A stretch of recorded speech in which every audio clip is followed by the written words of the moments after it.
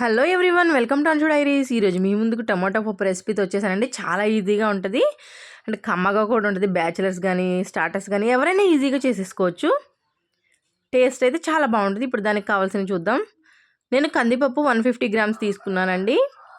And ఒక 5 టమాటాలు, ఒక ఆనియన్, 2 పచ్చిమిర్చి, కొంచెం పసుపు, కొంచెం కారం, టేస్ట్ సరిపడా సాల్ట్, కొంచెం చింతపండు. మెయిన్ ఇంగ్రీడియంట్స్ వచ్చి ఇవ్వండి. సో ఇప్పుడు మనం పప్పు రెడీ చేసుకోవడానికి ఒక కుక్కర్ గిన్నె తీసుకున్నాను. దానిలో ఈ పప్పు యాడ్ చేసేసుకోవాలి. ముందుగా పప్పు క్లీన్ చేసుకోవాలండి. వాటర్ యాడ్ చేసుకొని ఒక 2 టైమ్స్ అలా క్లీన్ చేసుకుంటే సరిపోతుంది. అట్లా చేతితో అలా అనుకొని వాటర్ డ్రైన్ చేసేస్తే సరిపోతుంది. నేనైతే కడిగి పెట్టేసుకున్నానండి పప్పు. ఇప్పుడు దానిలో మనం కట్ చేసుకున్న టమాటో, ఆనియన్, పచ్చిమిర్చి యాడ్ చేసేసుకోవాలి. టమాటోస్ కొంచెం ఎక్కువ ఉండాలండి, టమాటా పప్పు కదా. ఇప్పుడు సాల్ట్ యాడ్ చేసేసుకుందాం. కొంచెం కారం, ఎందుకంటే నేను వేసిన పచ్చిమిర్చి కొంచెం ఘాటుగా ఉన్నాయి కాబట్టి కొంచెం వేసాను. కొంచెం పసుపు, చింతపండు కూడా యాడ్ చేసేసుకుందాం.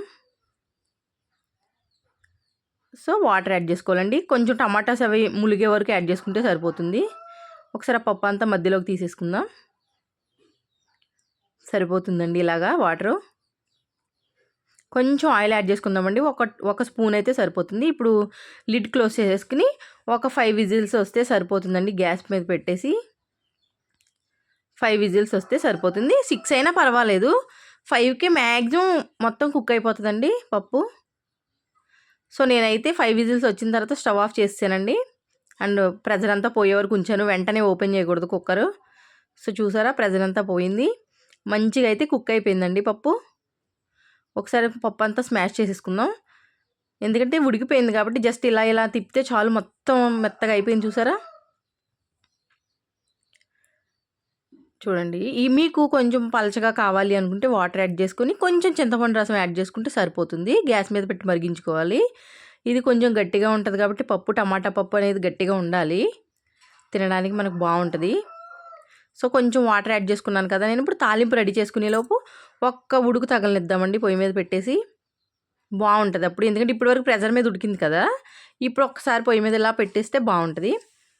ఇప్పుడు పోపుకి నేను వెల్లుల్లిపాయలు దంచి పెట్టేసుకున్నానండి. దానిలోనే ఆయిల్ యాడ్ చేసుకుంటున్నాను. పప్పుకి తాలింపు మాత్రం నేను కొంచెం ఆయిల్ ఎక్కువేసి పెడతానండి, అప్పుడు టేస్ట్ అయితే డబుల్ అవుతుంది. తాలింపులు కూడా ఎక్కువ ఎక్స్ట్రా ఏం చేయనండి, జస్ట్ ఆవాలు, జీలకర్ర వేసేద్దాం. శనగపప్పు అలాంటివి ఏం యాడ్ చేయను. 2 ఎండుమిర్చి అండి, ఒకటేమో ముక్కలు చేశాను, ఒకటేమో ప్లెయిన్గా వేసేస్తున్నాను. కొంచెం కరివేపాకు.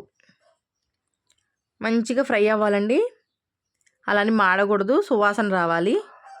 సో ఫ్రై అయిపోయిందండి. ఇప్పుడు పోపు డైరెక్ట్గా తీసుకెళ్ళి పప్పు మీద వేసేసి ఏం కలపకుండా మూత పెట్టేద్దామండి. కొంచెం కొత్తిమీర కూడా యాడ్ చేసేసుకుందాం.